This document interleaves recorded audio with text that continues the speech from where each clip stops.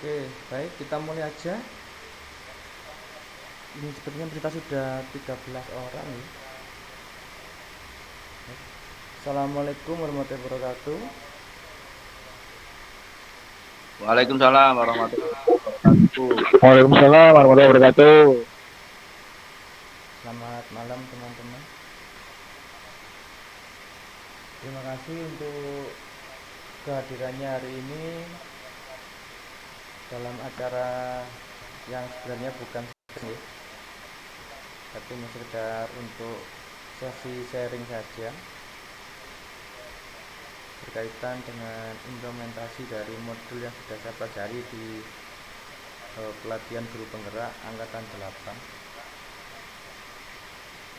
8. Materi yang akan saya sampaikan nanti ini adalah hasil dari modul 1.4 mengenai budaya positif, dan juga nanti akan ada beberapa submateri yang bisa teman-teman pelajari bersama. Semoga nanti setelah mengikuti sosialisasi ini, teman-teman yang sudah memenuhi syarat untuk mengikuti pelatihan guru penggerak bisa segera mendaftar di akun SIMPKG teman-teman. Nanti jika mengalami kesulitan bisa sharing saja dengan saya. Oke, langsung kita mulai nih.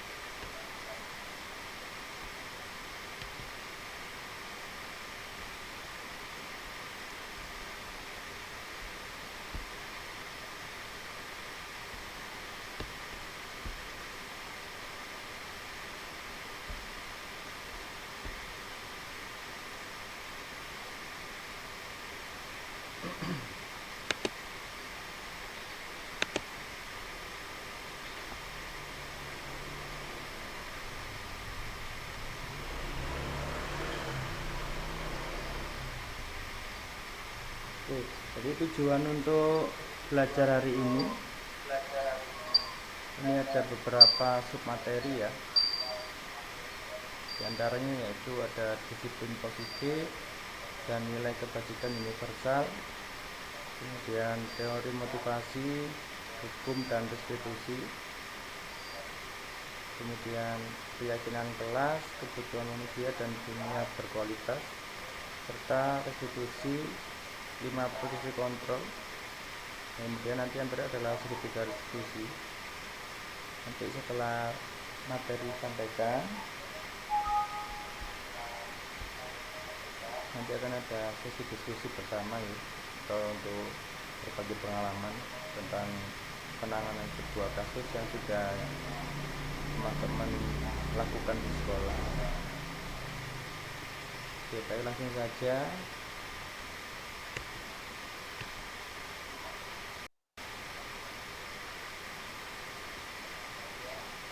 Materi yang pertama tentang disiplin positif dan nilai kebajikan.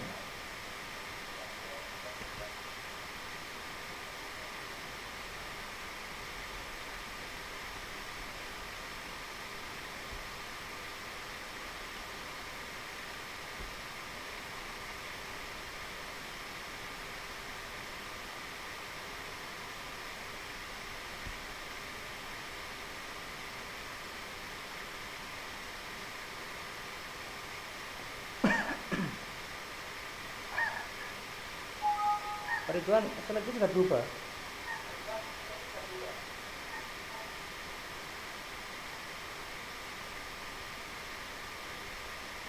Kenapa Pak Guntur? Ini baru berubah Pak Guntur. Ya, sudah berubah ya. Untuk slide-nya. Ya, sudah berubah. Oke. Jadi ini adalah teori kontrol. Teori kontrol ini yang ditemukan oleh William Glasser ya.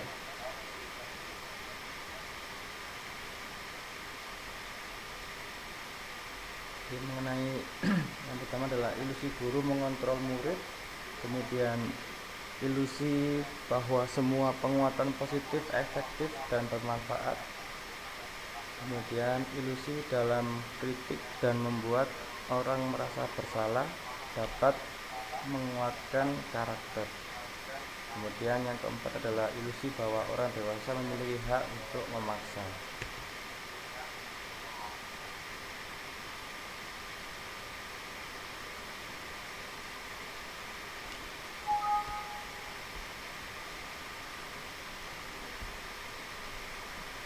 Kemudian ini adalah materi tentang teori stimulus kontrol. Sini stimulus respon dasarnya adalah merupakan kebutuhan kita semua. Kemudian semua orang melihat hal yang sama karena kita mencoba mengubah orang agar berpandangan sama dengan kita. Kemudian stimulus respon itu juga merupakan perilaku buruk dilihat sebagai suatu kesalahan. Kemudian orang lain bisa mengontrol diri saya, jadi merupakan sebuah perasaan. Kemudian saya bisa mengontrol orang lain. Dan berikutnya adalah pemaksaan ada pada saat tujuan merasa gagal. Kemudian model berpikir menang atau kalah. Kemudian untuk teori kontrol ini adalah merupakan realitas kebutuhan setiap orang itu berbeda karena setiap orang itu memiliki gambaran yang berbeda. Kita memiliki usaha memahami pandangan orang lain karena yang keempat adalah cirinya semua perilaku memiliki tujuan. Kemudian hanya diri sendiri atau Anda yang bisa mengontrol diri Anda. Ini terkait dengan keyakinan. Kemudian diri Anda sendiri atau saya tidak bisa mengontrol orang lain. Kemudian diwujudkan kolaborasi dan konsensus atau kesepakatan untuk menciptakan pilihan-pilihan baru. Selanjutnya adalah model berpikir menang.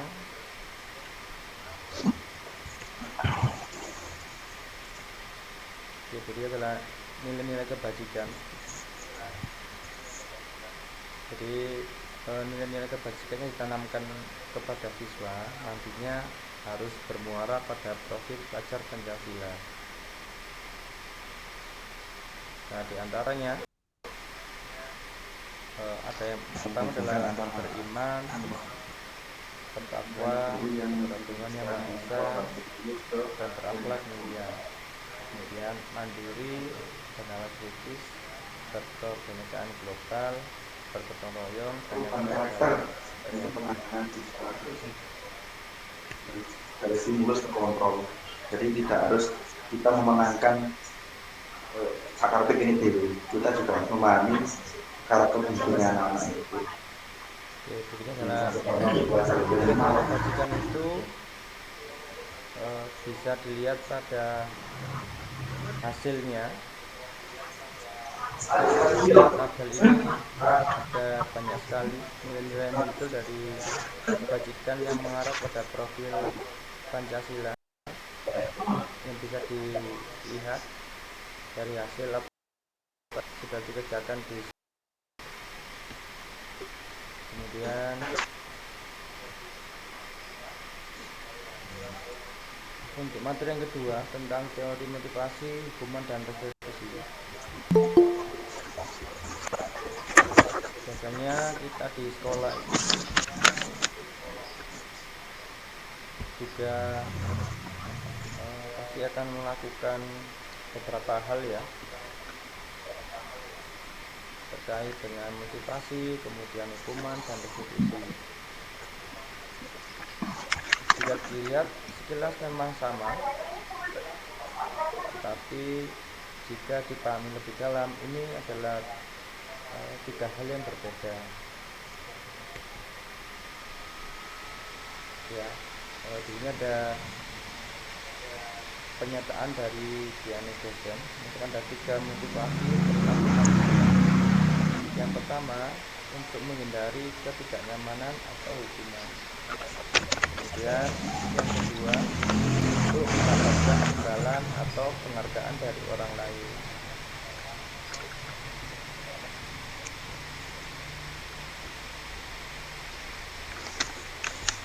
Yang ketiga, untuk menjadi orang yang mereka inginkan dan menghargai diri sendiri dengan nilai-nilai yang mereka percayai.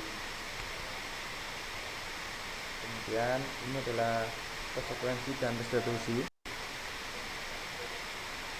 Jadi untuk di era sekarang, penggunaan hukuman, kemudian konsekuensi dan restitusi itu adalah perbedaan yang harus kita pahami betul.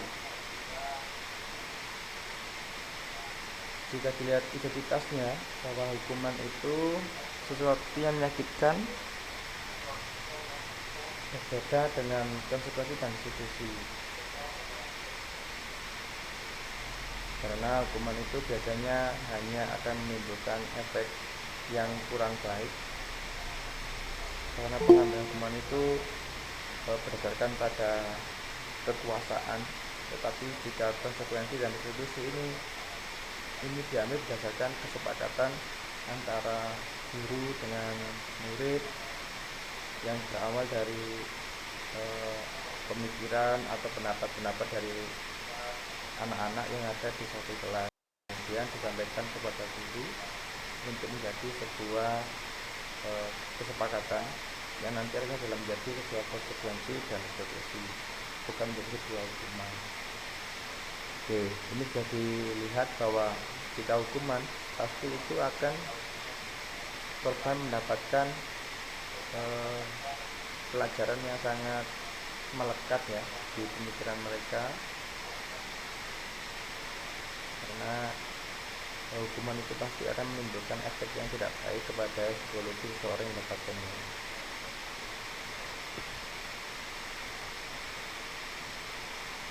Oke, berikutnya restitusi adalah proses menciptakan kondisi bagi murid untuk memperbaiki kesalahan mereka, sehingga mereka bisa kembali pada kelompok mereka dengan karakter yang lebih kuat. Kemudian restitusi juga merupakan proses kolaboratif yang mengajarkan murid untuk mendeteksi tentang masalah mereka dan membantu murid berpikir tentang arah seperti apa yang mereka inginkan dan bagaimana mereka harus melakukan orang lain. Nah, jadi berbeda sekali dengan konsep hukuman yang sering dilakukan di sekolah.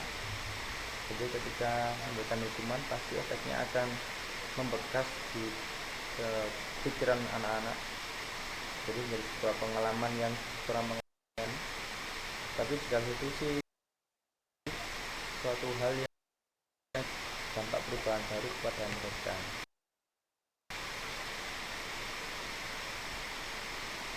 Oke, berikutnya adalah restitusi bukan untuk menebus kesalahan, namun untuk belajar dari kesalahan. Kemudian restitusi memperbaiki hubungan. Restitusi adalah tawaran, bukan paksaan.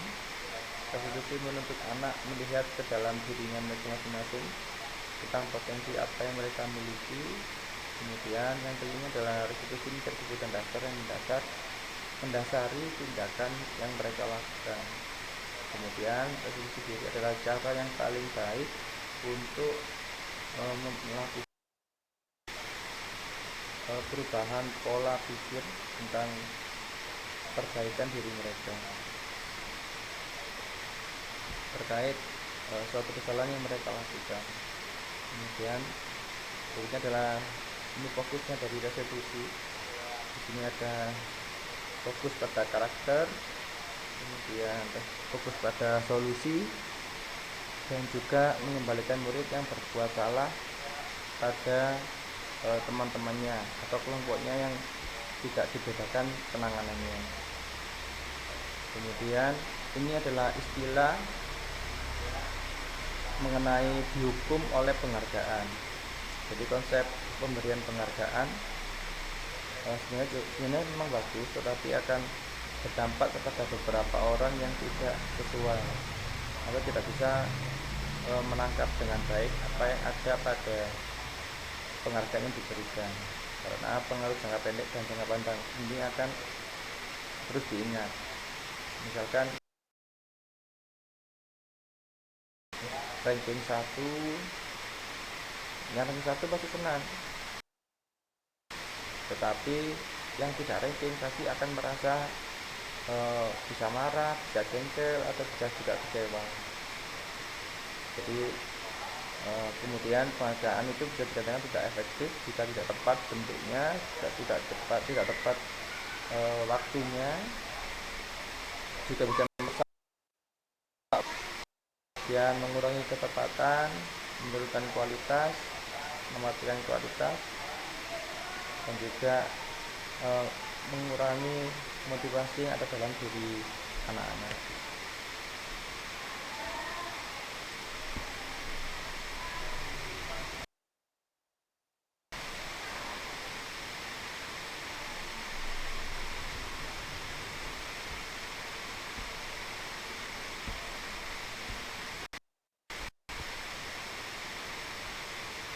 Berikutnya adalah keyakinan kelas. Keyakinan kelas ini berkaitan dengan kesepakatan kelas yang biasa dilakukan di awal pertemuan. Seperti tadi yang sudah saya lakukan di sekolah, di kelas saya adalah kelas dengan mapel 7UK, yang salah satu kelas memunculkan 6 kesepakatan. Nah, yang pertama, untuk toleransi keterlambatan, mereka menyepakati 10 menit dengan konsekuensi jika terlambat lebih dari 10 menit, maka mereka akan melakukan sit up sebanyak 10 kali. Kemudian yang kedua, kesepakatannya adalah mereka menyepakati jika ada yang tidak menggunakan seragam olahraga secara lengkap sesuai ketentuan pemerintah, maka yang mengikuti pembelajaran lapangan tetapi tidak mengikuti prakteknya, artinya bisa hanya absennya saja, tidak bisa langsung mengikuti seperti teman-teman yang di lapangan. Kemudian yang ketiga, mereka menyepakati bahwa itu yang mungkin banyak terjadi di sekolah teman-teman juga, yang berkaitan dengan berbicara kotor. Jadi tentang hal ini mereka menyepakati jika seseorang berkata kotor 1 kali, nah maka ini yang anak-anak muslim, mereka akan membaca istighfar sebanyak 33 kali. Sedangkan yang non muslim, mereka memilih untuk lari putar lapangan sebanyak 1 kali putaran dengan kecepatan sesuai dengan kemampuan mereka. Kemudian muncul pertanyaan, kenapa kok dari muslim dan tidak muslim dibedakan? Nah, ini adalah kesepakatan yang sudah dibentukkan oleh mereka. Kan ada kepaksaan dari saya ya, dari sebagai gurunya. Jadi saya ingin menawarkan ini bagaimana konsekuensinya, kemudian apa yang akan kita sepakati. Jadi mereka berpikir masing-masing. Kemudian prosedurnya bagaimana untuk membentuk kesepakatan kelas atau kerukunan kelas tadi itu. Jadi tadi saya memulai dengan anak-anak untuk berpikir dalam sekitar 5-10 menit bagaimana keyakinan kelas, kesepakatan kelas yang akan kita gunakan untuk pembelajaran yoga selama 10 tahun ke depan. Nah, dari itu akan muncul banyak ide yang anak-anak tawarkan, setiap pendapat yang mereka tawarkan. Setelah itu, ketika pendapatnya sudah muncul, kita harus mencatat Jadi jangan sampai apa yang mereka sampaikan itu tidak terekam dengan baik. Kemudian menyusun keyakinan kelas sesuai prosedur dan digunakan kalimat yang dalam bentuk positif. Misalkan pokoknya jangan berteriak atau jangan berbicara keras, ya ganti dengan kalimatnya berbicara dengan sopan santun gitu. Nah, penggunaan kalimat negatif nanti akan diartikan berbeda oleh orang lain yang mendengarkan. Kemudian setelah diubah dalam kalimat positif, maka nanti akan bisa ditinjau kembali dengan pendapat teman-teman yang ada di kelas.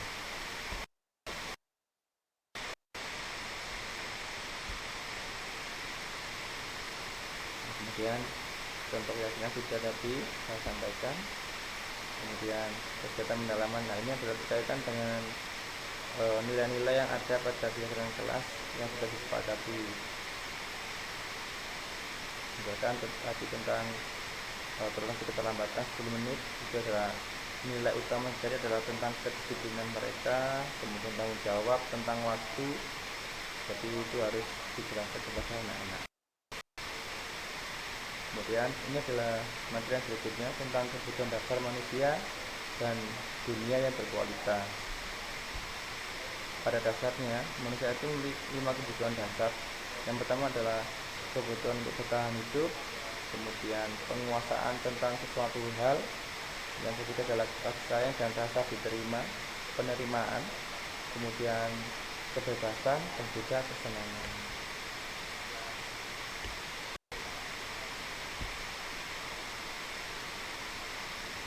Langsung ke materi resolusi kontrol. Jadi ini adalah bentuk perilaku ya, atau posisi yang bisa kita terapkan di sekolah. Itu yang terjadi di sekolah. Nah, biasanya kita akan memberikan respon penanganan sesuai dengan permasalahan. Jadi terkadang kita tidak tahu itu adalah posisi yang apa.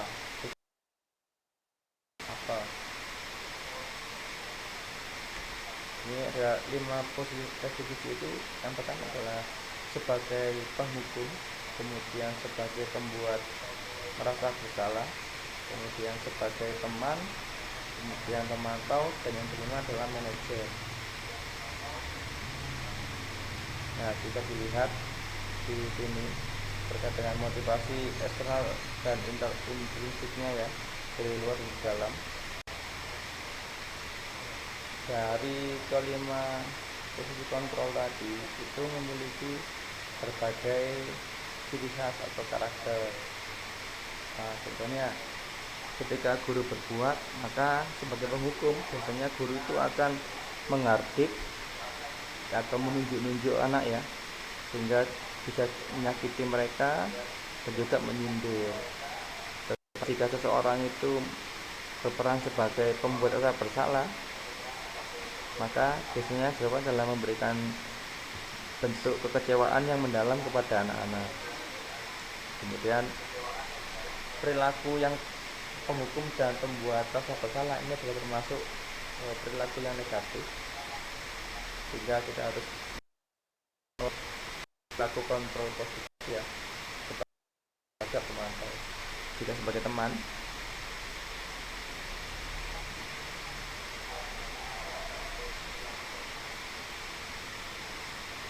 nah, ketika seorang teman, maka peran yang dilakukan adalah membuatkan alasan-alasan untuk muridnya. Alasan di sini dimaksudkan adalah bukan untuk melindungi mereka, tetapi ini adalah untuk membantu membuka pikiran mereka agar mereka bisa lebih panjang terlebih dalam menceritakan permasalahan yang mereka lakukan. Jadi sebagai pemantik saja. Kemudian pemantau menghitung dan mengukur. Kemudian fungsi kontrol yang berikutnya terkait dengan kontrol diri adalah sebagai manajer. Jadi biasanya seorang manajer itu akan mengajukan beberapa pertanyaan. Contohnya adalah apa yang kita yakini, kemudian apa yang sudah kamu lakukan, apakah hal ini benar, apakah hal ini akan berdampak negatif kepada masa depanmu. Itu jadi ciri khas seorang manajer.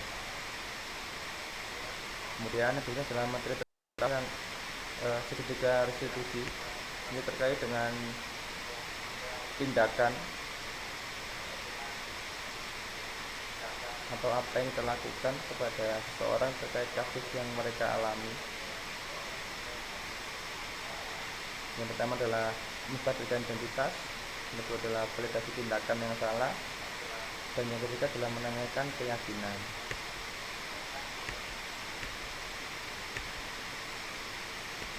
Nah, jadi itu adalah 3 hal yang sudah bisa kita pahami bersama.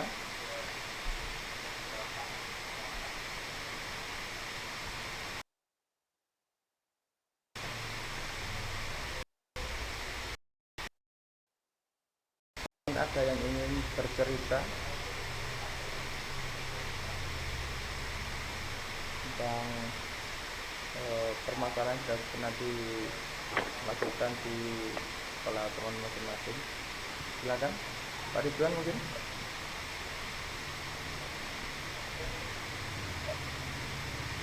Kalau saya ini Pak Guntur izin bertanya ya. Mungkin ada jawaban mungkin dari Pak Guntur ya.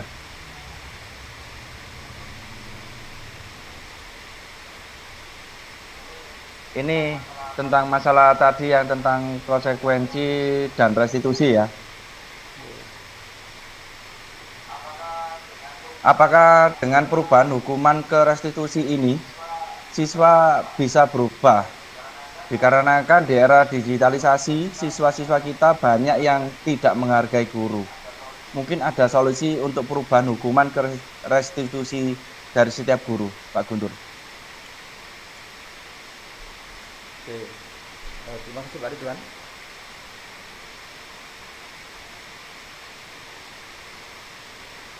Jadi terkait dengan hal ini memang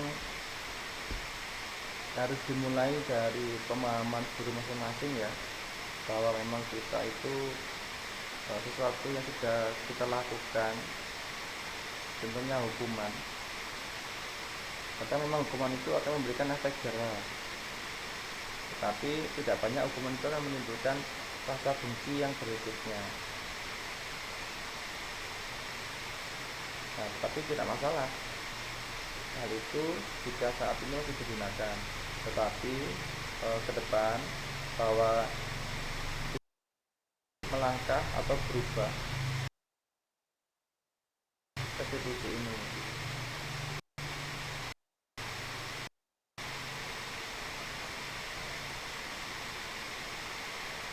Oke, satu contoh, mungkin ada beberapa siswa yang memang harus dihukum, tetapi hukuman itu adalah solusi terakhir. Jika memang anak itu diajak komunikasi, kemudian bisa diberikan pengarahan, diberikan peringatan terlebih dahulu, nah, maka itu adalah proses restitusi yang sebenarnya Pak Ridwan. Tapi jika memang hal itu sudah tidak memiliki dampak yang bisa merubah mereka menjadi lebih baik, nah boleh digunakan hukuman, tetapi yang sifatnya tidak melukai fisik mereka, melukai mental mereka, dan nantinya pasti akan terus melekat pada ingatan mereka. Nah, bolehlah kita memberikan shock terapi ya. Nah, tetapi kita harus benar-benar memilih betul, nah, sampai apa yang kita lakukan itu akan melukai mereka, dalam artian luka fisik ataupun luka psikologinya. Gitu Pak Ridwan. Mungkin di sekolah Pak Ridwan gimana Pak? Siap. Penanganan ketika ada suatu masalah. Mungkin kalau untuk di sekolahan saya, Pak Guntur, karena saya juga selaku tim tatib, saya tidak pernah menghukum, cuma mengkonfirmasi apakah di hari-hari selanjutnya bisa berubah. Kemungkinan dengan keterlambatan, contoh mungkin dengan keterlambatan ya. Itu saya cuma mengkonfirmasi. Salah satunya mungkin dengan menghimbau anak-anak untuk berusaha berangkat pagi. Itu yang pertama. Terus yang kedua, mungkin saya membiasakan saya sendiri sebagai tim tatip untuk berkeliling di tempat-tempat siswa-siswa yang biasanya nongkrong sebelum masuk ke sekolah. Itu mungkin Pak Guntur. Oke, jadi pasti setiap guru itu memberikan contoh dulu nih Pak Ridwan. Pastinya Pak Ridwan sudah Iya, siap. Betul itu. datang lebih pagi, kemudian sudah memberikan pembiasaan contoh langsung kepada anak-anak. Nah itu sebenarnya sudah merupakan poin positif yang dicontohkan ke anak-anak. Nah, dalam artian bukan untuk menyombongkan ya, tetapi sebagai contoh real kepada anak-anak bahwa inilah yang harus kita jadikan pelajaran, harus kita ambil pelajarannya ketika nanti kita sudah berada di lingkungan seperti halnya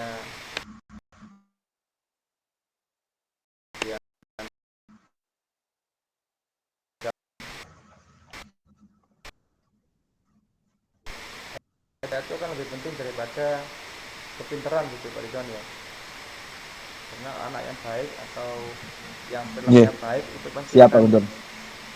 akan kita bantu, akan kita berikan perilaku yang baik gitu.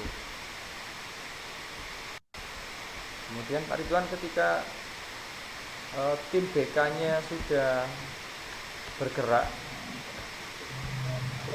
ini bergeraknya ketika permasalahan terjadi itu yang bergerak BK atau tim tatip Pak? Nah, kalau di sistematisnya untuk tim tatip Pak, kita mengkonfirmasi ke wali kelas dulu. Nah, setelah wali kelas, kita bakalan menindaklanjuti untuk di ruang BK, biar nanti dikonseling sama BK. Kalau semuanya kita bertindak sendiri, kita melangkahi dari wali kelas. Karena wali kelas harus mengetahui anak didiknya jika ada problem ataupun ada masalah di salah satu siswa. Baru nanti dikonfirmasi, dikonseling di BK, baru nanti untuk penyelesaiannya adanya nanti di BK. Tapi tetap ada tim tatip, BK dan wali kelas. Oh, gitu. Untuk di sekolah Pak Ridwan itu pakai sistemnya apa Pak Ridwan? Kesalahan itu pakai poin atau pakai apa Pak Ridwan? Kita pakai poin Pak. Pakai poin ya.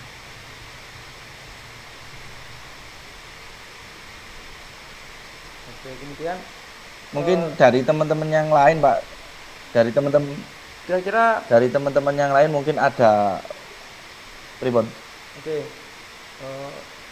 coba kita lihat teman-teman, mungkin ada yang ingin berbagi pengalaman tentang slide yang pertama tadi. Slide pertama, slide kedua tadi. Nah, yang kenakalan kepada guru atau kepada siswa atau kan kita juga macam-macam. Nah, untuk yang kenakalan kepada siswa mungkin guru bisa memberikan paling tidak istilahnya pengertian khusus ya. Nah, jika kepada guru, siswa kepada guru tindak lakunya kurang gitu, kurang bagus lah. Mungkin dari SDM, mohon maaf, dari kami kan mungkin sekolah swasta, SDM saja sudah berbeda. Menangani siswa, karakter siswa seperti ini, kalau dari panjenengan semuanya bagaimana? Itu pertanyaan dari saya. Tapi kalau untuk saya sendiri untuk menyikapinya mungkin ya ini jika ada salahnya mungkin bisa dikoreksi. Kalau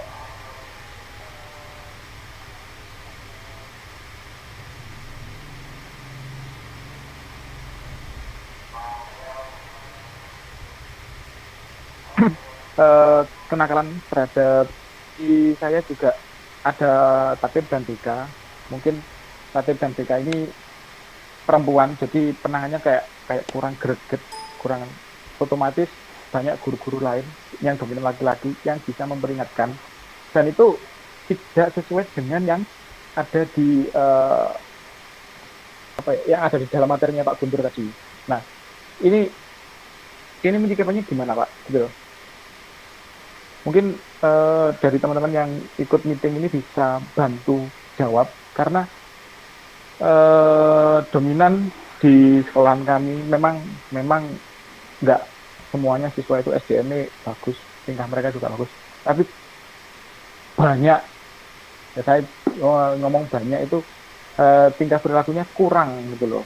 Nah, itu gimana untuk menyikapi yang bagus, yang bisa kiranya bisa kami contoh, terutama lebih-lebih dari materinya Pak Guntur yang sudah disampaikan tadi. Terima kasih, mungkin itu saja. Assalamualaikum warahmatullahi wabarakatuh. Oke, terima kasih ya Pak Roji. Mungkin memang ini adalah hal baru yang bisa kita pelajari bersama, bisa kita pahami. Sebenarnya memang karakter di anak swasta itu tidak jauh berbeda ya sama yang ada di negeri. Kadang yang membedakan itu hanyalah pendekatan yang kita lakukan kepada anak-anak. Terkait dengan SDM, memang itu juga faktor utama yang harus kita perhatikan. Intinya kalau kita mendekati seseorang dengan penanganan yang baik, kita bisa melakukan pendekatan yang lebih ekstra kepada anak-anak, pasti akan ketemu titiknya di mana. Karena kita semakin dekat dengan anak-anak, pasti kita akan tahu bagaimana memberikan perlakuan kepada anak-anak. Kemudian jika kita dekat dengan anak-anak, pastinya kita akan banyak mengetahui apa kekurangan, apa kelebihan, apa yang mereka inginkan, kemudian apa yang mereka ingin sampaikan kepada kita akan bisa ketemu di sana. Nah, artinya dengan materi yang baru ini, coba nanti pelan-pelan bisa dipahami, kemudian kita rubah mulai pada diri kita sendiri, bahwa kita harus melakukan pendekatan yang lebih dalam kepada anak-anak. Pendekatan dalam artian bahwa kita hadir sebagai sosok yang akan memberikan mereka sebuah solusi demi kebaikan mereka ke depan. Kemudian terkait bahwa anak itu pasti nakal, anak ini berperilaku yang aneh atau bagaimana, ya memang usia anak itu ada karakternya masing-masing. Nah, kita harus tahu bagaimana titik atau tingkat mana karakter mereka itu. Contohnya bahwa anak SMP sudah termasuk pada perkembangan yang operasional formal ya, berarti sudah mulai bisa untuk diajak untuk berkomunikasi, sudah bisa diajak untuk mengerti bahwa hal ini hal baik, ini hal buruk, ini akan memberikan dampak positif, ini akan memberikan dampak negatif, itu mereka sudah memahami. Beda lagi dengan kalau karakternya anak masih SD atau SMP gitu ya, nah itu juga harus berbeda penanganannya. Mungkin seperti itu Pak Roji.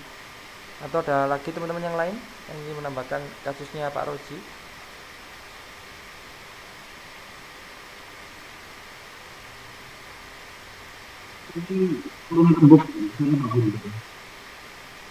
Pak Afif? Pak Waka? Monggo Pak, suaranya Pak. Iya. Jadi saya sekitar 6 tahun itu di Pati. Itu Pati Gak jelas Pak Afif. lingkungan itu Pati. Untuk dari dilakukan. Halo? Masih belum jelas. Suaranya menggema Pak, suaranya menggema. Halo?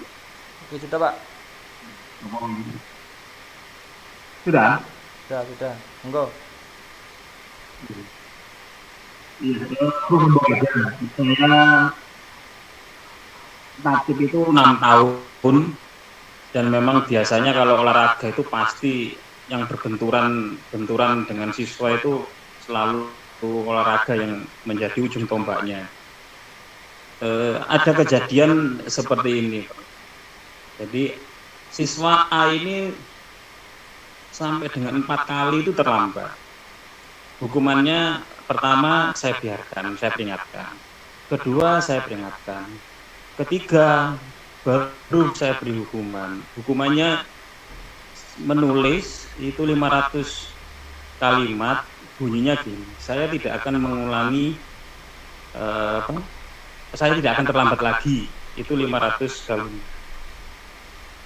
Diselesaikan dia dalam waktu 2 jam. Akhirnya hilang pembelajarannya dia. Guru tersebut yang kehilangan juga komplain. Nah, sedangkan orang tuanya juga komplain. Nah, ini kan juga dilema buat kita yang ada di. Akhirnya saya komplain juga kepada atasan. Tolong berikan kami perlindungan bahwa apa yang kita lakukan itu sudah sesuai dengan aturan main.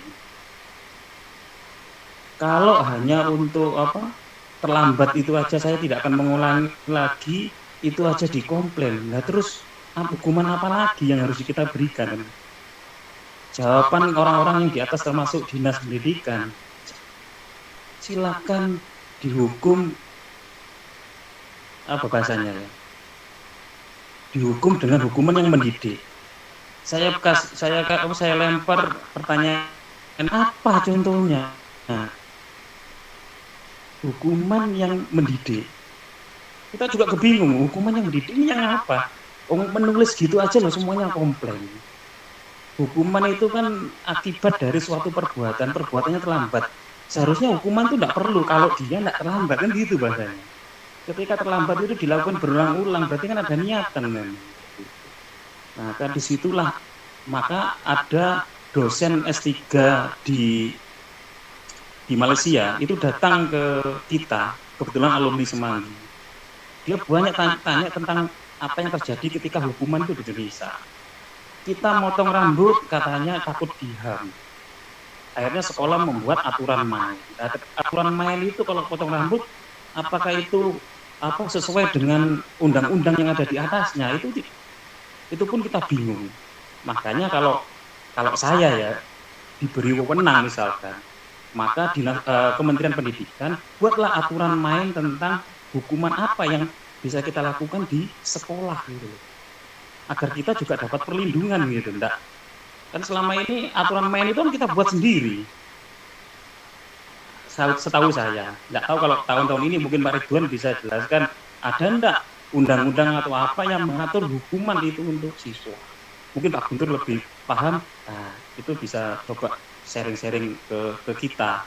Karena kebanyakan dimanapun saya kira guru olahraga itu pasti bagian ujung tombak untuk menghadapi anak-anak yang seperti itu.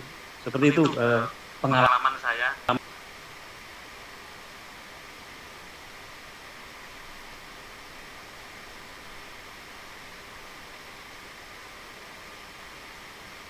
Lagi itu kakaknya mendatangi saya mengajak duel caruk, bahasanya orang kedua caruk. Itu karena hanya saya suruh nulis saya tidak akan terlambat lagi 500 kalimat itu. Jadi suka dukanya itu di tatib bahasanya seperti itu ya. 500 kalimat konsekuensinya kita ditantang duel sama kakaknya caruk seperti itu. Monggo bisa ditanggapi mungkin oleh teman-teman yang lain, mungkin pengalamannya gitu. Kebetulan sekolah saya negeri A, negeri Wakanda mungkin ya. Seperti itu. Terima kasih. Oke, terima kasih Pak Afif. Pengalamannya sungguh luar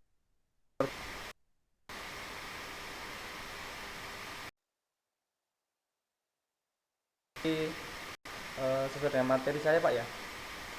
Teman ini memang berdampak tadi, sesuai ceritanya tadi adalah sampai mau diajak caruk, kemudian menimbulkan komplain dari berbagai pihak gitu ya. Nah itulah jadi saya jadi sisi yang tidak sepakat dengan pemberian hukuman. Oke, tadi saya berikan pernyataan bahwa bolehlah hukuman itu adalah sebagai solusi yang terakhir.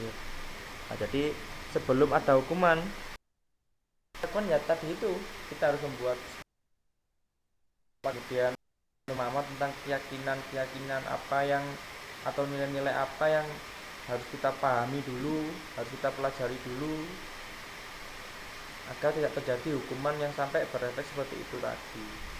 Nah, artinya kita membutuhkan kesepakatan antara siswa, kemudian pihak sekolah, orang tua, itu penting sekali. Karena jika dilihat ke atas bahwa memang aturan yang baku itu sepertinya belum ketemu. Karena biasanya kan hukuman itu muncul sesuai dengan kearifan lokal biasanya. Nah, saya termasuk kadang Satu lagi Pak Guntur. oke, monggo.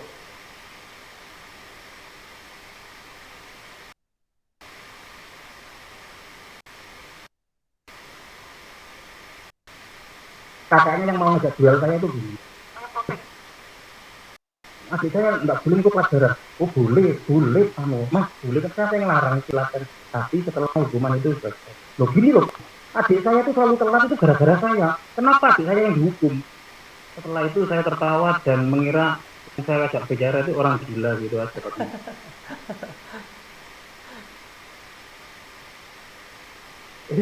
itu benar-benar terjadi ya. Jadi karena perbuatan kakaknya yang selalu telat, akhirnya adiknya telat. Itu kan bukan urusan saya. Iya, betul.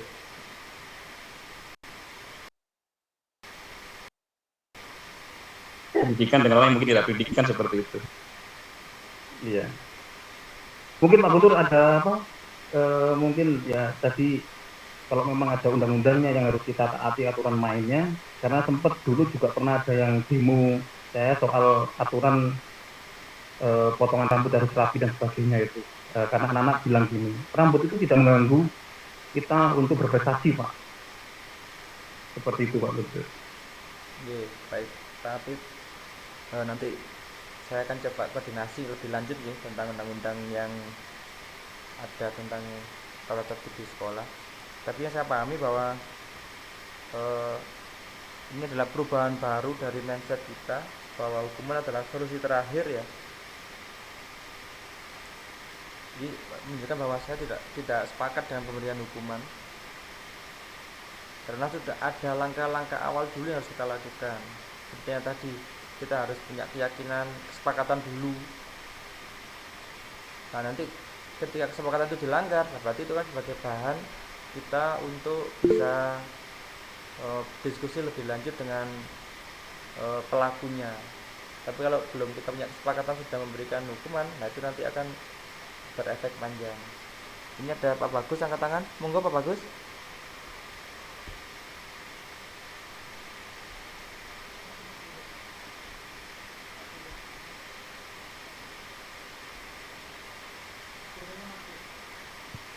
Halo Pak Bagus.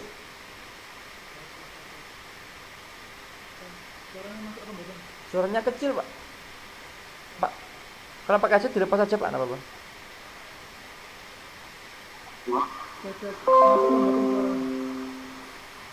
Suaranya kecil sekali.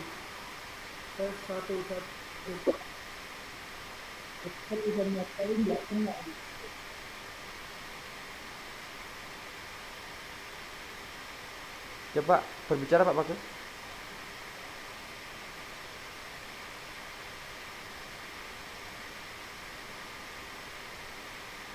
Oke, sambil tunggu Pak Bagus, mungkin ada ingin memberikan pendapatnya Pak Faris atau Pak Noris, monggo.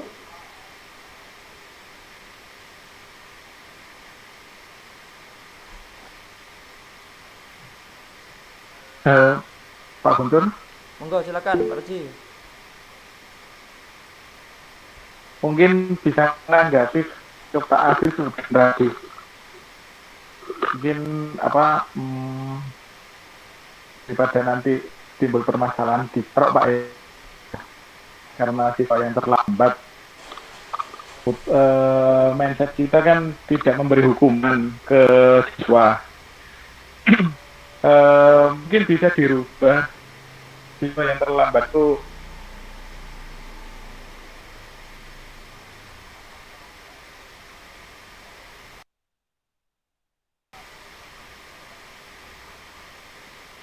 eh, hafal tahu nggak Pancasila atau nyanyikan lagu daerah mungkin Pak. Solusinya seperti itu. Ya, Itu saya aja yang bisa tanggapi sebentar nih. saya tambahkan Karena mungkin kalau di ke sekolah Pak kami Arifudin. terlambat satu Terima kasih Pak kali Guntur. itu menyanyikan Indonesia Raya. Terus kemudian terlambat 2 kali itu biasanya surat pendek. Baru yang ketiga itu baru tindakan itu. Yang keempat sudah saya bebaskan, sudah terlambat boleh, tidak terlambat boleh, tak masuk boleh. Akhirnya seperti itu. Apalagi setelah terjadi seperti itu. Jadi rangkaian hukuman menulis saya tidak akan mengulangi lagi itu setelah 1, 2, 3 kali dia mengulangi perbuatan yang sama. Jadi tidak langsung hari itu terlambat langsung diberi hukuman, itu tidak. Yang pertama setelah menyanyikan lagu Indonesia Raya, Pancasila, itu kita briefing dulu, dibina, setelah itu dimasukkan lagi. Kedua kalinya sama, kita beri hukuman hafalan menghafal surat-surat pendek itu yang dia bisa. Al-Fatihah pun boleh. Nah, yang ketiga itu baru tindakan naik lagi menulis seperti itu. Kalau keempat, karena sudah ada ancaman seperti itu, akhirnya ya sudah kita bebaskan anak itu. Masuk boleh, tidak masuk boleh. Karena sudah saya lempar ke atasan sudah, monggo saya tidak sanggup untuk ini karena juga hukuman seperti itu sudah membahayakan jiwa kita. Padahal dalam undang-undang guru dan dosen bahwa guru itu tidak boleh ada ancaman apapun gitu bentuknya. Betul. Terima kasih. Masuk. Monggo silakan Pak Bagus. Oke, terima kasih Pak Guntur atas kesempatannya. Saya sependapat apa yang disampaikan oleh Pak Afif dan teman-teman yang lain. Artinya materi budaya positifnya terus terang sangat baik sekali Pak Guntur, sangat baik sekali secara dengan itu. Terus terang di sekolah saya pedesaan Pak Guntur, SMP negeri juga di pedesaan. Ya memang Sidoarjo memang kota, cuman posisi saya di pedesaan. Di sana juga sudah salah satu sekolah penggerak juga. Salah satu sekolah yang sudah menerapkan poin positif juga Pak Guntur selama 1 tahun terakhir ini. Tapi saya masih menemukan apa yang sesuai dengan yang disampaikan oleh Pak Afif tadi.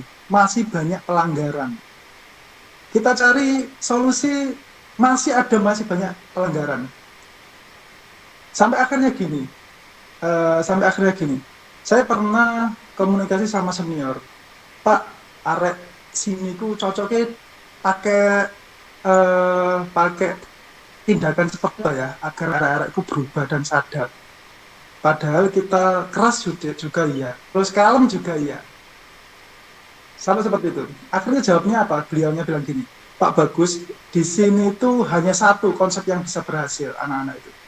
Dibuat militer, sampai bilang kayak gitu. Dibuat militer. Karena saya berkaca organisasi terbaik adalah TNI ataupun Polri. Tapi apa pantas gitu Pak Guntur? Apakah pantas? Levelnya sekolah kan terus terang nggak pantas dengan dibuat konsep seperti itu.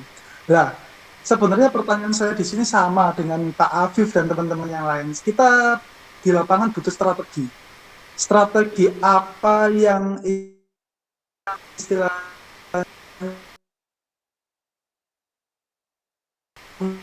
bisa anak-anak kan tidak hanya di sekolah saja, di lingkungan juga kita jelas nggak bisa kontrol. Artinya kan kita di sekolah hanya terbatas paling 8 jam atau 7 jam saja kita ketemu di sekolah. Nah, sisanya itu kan sudah dilepas dari tanggung jawab kita gitu loh.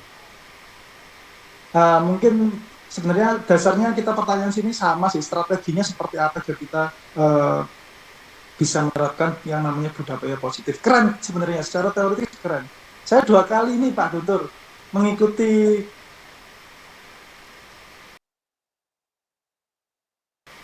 mana caranya ke anak. Itu saja sih Pak Guntur, terima kasih.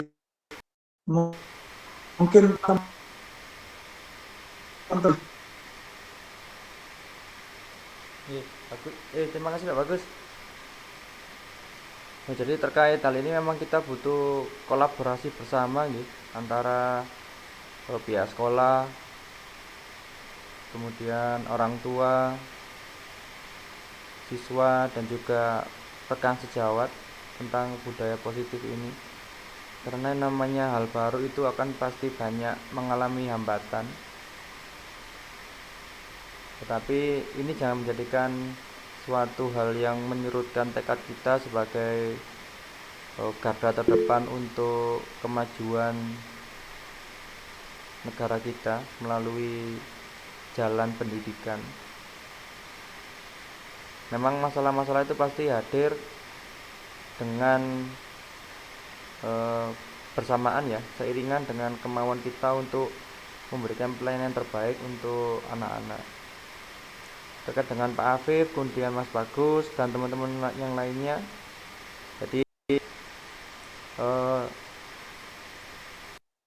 saya memberikan hormat yang sangat tinggi kepada jenengan semua sebagai pendidik, tentunya Mapol PJOK yang tadi dibilang Pak Afif garda terdepan atau yang paling pertama sendiri jika ada masalah dengan siswa. Jadi tentunya semoga nanti harapan besar bahwa ini tidak hanya sekedar teori saja, tapi juga bisa menjadikan langkah konkret ya, perlahan bisa merubah perilaku anak-anak menjadi lebih baik lagi. Karena pada dasarnya ini adalah sebuah ikhtiar kita untuk bisa memberikan perubahan, bisa untuk merubah diri kita sebagai contoh, sebagai guru digugul dan ditiru. Jadi saya sebenarnya terkait dengan permasalahan yang seperti itu, pengalaman yang lama ya. Saya juga sempat hampir sama Pak Afif, tapi bukan diajak carok ya, tapi sempat didatangi orang tua sampai ini sama lah, akan ada adu fisik. Tapi di situ memang saya menyadari bahwa langkah yang saya ambil itu belum mendapatkan kesepakatan. Jadi apa yang saya lakukan dengan apa yang mereka dapatkan itu belum sepakat. Artinya hanya dari saya sendiri. Misalkan sebelum saya lakukan hal itu, misalkan grade 1, kalau kamu melanggar, konsekuensinya adalah menyanyikan lagu kebangsaan. Kemudian yang kedua tadi baca surat. Yang ketiga baru mengarah ke hukuman yang ke konsekuensi yang lebih berat. Jadi hal ini yang harus disepakati dulu, sepakati siswa, kemudian orang tua juga harus tahu. Jadi ketika nanti terjadi hal yang lebih jauh, ini bisa menjadi dasar kita. Karena memang di undang-undang guru dasar memang betul bahwa guru itu mendapatkan jaminan keselamatan kerja, itu juga perlindungan diri itu juga ada di sana. Jadi mungkin ke depan semoga nanti bisa menemukan jalanan yang terbaik ya untuk teman-teman semua.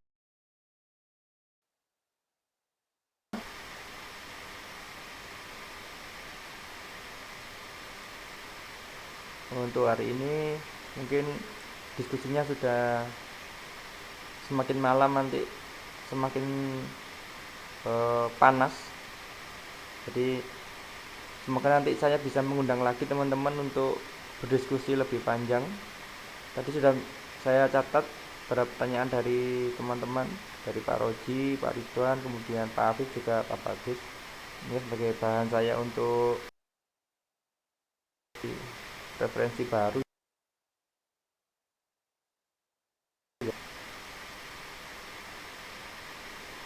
dan juga untuk perbaikan diri saya sendiri. Mungkin itu teman-teman untuk pertemuan kita hari ini. Semoga kehadiran jenengan semua bisa menjadikan nilai tambah keberkahannya, tambah pahalanya, juga tambah pengetahuannya untuk kita semua. Kurang lebihnya saya mohon maaf. Amin. Salam sehat teman-teman. Amin.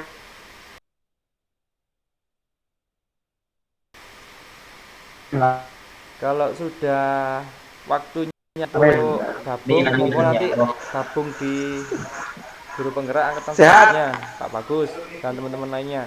Kita sama-sama belajar di sana. Sehat, suaranya kelek. Amin. Nih, Siap. Ya, terima kasih ini banyak materi ini yang pembukaan ini pembukaan guru penggerak angkatan 10 ini ya. Yo, kelas 10. Monggo nanti silakan gabung kalau Pak Ridwan mungkin mau daftar. Oh yo. Ayo Pak Ridwan, jos iki. Lek aku sama Roji gak bahaya aku melo CGP. Langsung jadi kepala dinas aku. Dinas pasar. Pasar kewan. Sampai ketemu. Iya. Assalamualaikum. Oke, siap. Oke, terima kasih. Ya, terima kasih. Sampai jumpa di lain waktu. Waalaikumsalam. Salam.